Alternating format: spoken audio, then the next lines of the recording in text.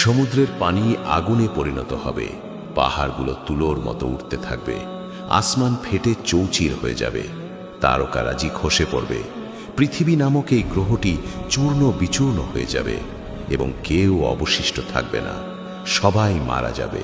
আজ আমরা যে রমজান পাচ্ছি, রোজা রাখছি, মসজিদে গিয়ে তারাবি পড়ছি এবং কোরআন তেলাওয়াত করছি, কিন্তু কখনো কি ভেবে দেখেছেন একদিন এমন সময় আসবে যখন শেষবারের মতো রমজান মাস আসবে, তারপর আর কোনো রমজান আসবে না, কোনো রোজা হবে না, কোনো তারাবি হবে না, কোনো কোরআন তেলাওয়াত হবে না।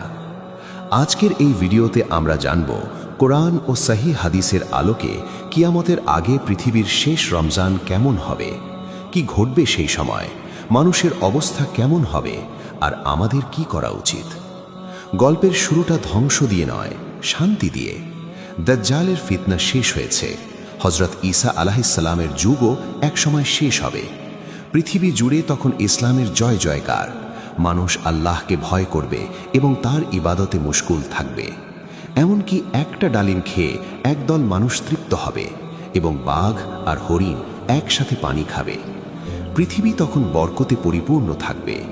কিন্তু আমরা জানি দুনিয়া চিরস্থায়ী নয়। হযরত ঈসা আলাইহিসসালাম ইন্তেকাল করবেন, এরপর ধীরে ধীরে মানুষ আবার দুনিয়ামুখী হতে শুরু করবে, আল্লাহ তাআলার বিধান ভুলে পাপাচারে লিপ্ত হওয়া শুরু করবে। ঠিক তখনই আল্লাহ তাআলা তার চূড়ান্ত পরিকল্পনার প্রথম ধাপ শুরু করবেন। হাদিস শরীফে এসেছে, তখন ইয়েমেন বা শামের দিক থেকে একটি বিশেষ বাতাস প্রবাহিত হবে। এই বাতাস কোনো ঝড় নয়, কোনো তুফান নয়, এটি রেশমের মতো নরম, কস্তুরীর মতো সুগন্ধিময়। এই বাতাস যার শরীরে স্পর্শ করবে, যার অন্তরে সরিষার দানা পরিমাণও ঈমান আছে, সে মৃত্যুবরণ করবে। আল্লাহ তাআলা তার প্রিয় বান্দাদের এই পৃথিবী থেকে সরিয়ে নিলেন। কিন্তু কেন সরিয়ে নিলেন জানেন? কারণ সামনে যে ভয়াবহ আযাব আসছে, যে বিভীষিকা আসছে, তা যেন তার প্রিয় মুমিন বান্দাদের দেখতে না হয়। এটা ছিল মুমিনদের প্রতি আল্লাহর শেষ দয়া। এখন পৃথিবীতে কারা বেঁচে রইল? বেঁচে রইল শুধু তারা যাদের অন্তরে আল্লাহর বিন্দুমাত্র ভয় নেই। নিকৃষ্টতম মানুষগুলো, পশুর মতো মানুষগুলো।